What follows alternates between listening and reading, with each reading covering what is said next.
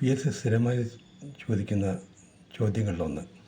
കുറേ പ്രാവശ്യം ഇത് ആവർത്തിച്ചിട്ടുണ്ട്. താഴെ കൊടുത്തിട്ടുള്ള സംഖ്യകളിൽ ഏറ്റവും വലുതേത്? 2√11, 2√8, 4√6, 3√3. ഇതുപോലുള്ള ചോദ്യം വന്നാൽ എന്ത് ചെയ്യണമെന്ന് നോക്കാം. ആദ്യമായി ഓരോ സംഖ്യകളെയും സ്ക്വയർ ചെയ്യുക. അതായത് 2√11 ഹോൾ സ്ക്വയർ എന്ന് പറഞ്ഞാൽ ആദ്യത്തെ അപ്പോൾ രണ്ട് സംഖ്യകളുണ്ട്. ഈ പൊതുവായിട്ടുള്ള സാധാരണ സംഖ്യ ഡബിളാവുന്നു. മറ്റേ സ്ക്വയർ ചെയ്യുന്ന സമയത്ത് റൂട്ട് സാധാരണ സംഖ്യയായിട്ട് മാറുന്നു. അതായത് 2 × 2 4,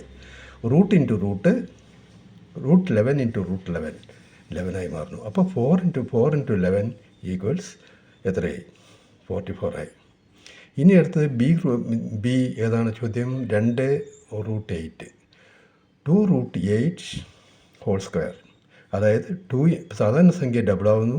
ഇത് സ്ക്വയർ ചെയ്യുന്ന സമയത്ത് സാധാരണ സംഖ്യ ഡബിളാവുന്നു, റൂട്ട് സാധാരണ സംഖ്യയാവുന്നു. അതായത് √8 × √8 8 ആയി മാറുന്നു. അപ്പോൾ 4 × 8 ആണ് ഇൻറ്റു ചെയ്യേണ്ടത്. 4 × 8 32.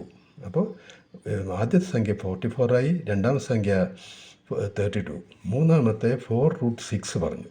4√6 ഹോൾ സ്ക്വയർ ചെയ്ത് കഴിഞ്ഞാൽ സാധാരണ സംഖ്യ ഡബിളാവുന്നു. 4 × 4 അപ്പോൾ സ്ക്വയർ ചെയ്യുന്ന സമയത്ത് 4 × 4 ഡബിളായി. 4 × 4 16, √6 × √6 6.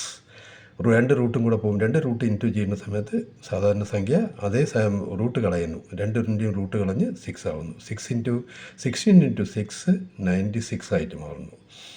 അടുത്തത് 3√3 കാണുമ്പോൾ ഹോൾ സ്ക്വയർ ചെയ്യുക. 3√3 ഹോൾ സ്ക്വയർ ചെയ്ത് കഴിഞ്ഞാൽ സാധാരണ സംഖ്യ 3 × 3 9 ആവുന്നു. √3 × √3 3 ആയി മാറുന്നു. അതായത് 9 × 3 27. അപ്പോൾ ഈ 4 സംഖ്യകളിൽ ആദ്യത്തെ 44 ആയി, മറ്റേത് 32 ആയി, 96 ആയി, 27 ആയി. അപ്പോൾ ഏറ്റവും വലിയ സംഖ്യ 96. അതാ ഏറ്റവും വലിയ സംഖ്യ 4√6 ആണ്. 96 കിട്ടുന്നത് 4√6 ആണ്. അപ്പോൾ അതിൽ ചെറിയ സംഖ്യ ചോദിക്കുകയാണെങ്കിൽ അതാണ് ഇതിൽ ചെറിയ സംഖ്യ. 44, 32, 96, 27. അപ്പോൾ ചെറിയ സംഖ്യ ചോദിക്കുകയാണെങ്കിൽ 27 ആണ് ചെറിയ സംഖ്യ. വലിയ സംഖ്യ ചോദിക്കുകയാണെങ്കിൽ 96 ആണ് ചോദ്യം. ഇത് സ്ഥിരമായി ചോദിക്കുന്ന ചോദ്യങ്ങൾ കുറേ പ്രാവശ്യം എഴുതി പഠിച്ചു കഴിഞ്ഞാൽ 1 മാർക്ക് ഉറപ്പായി.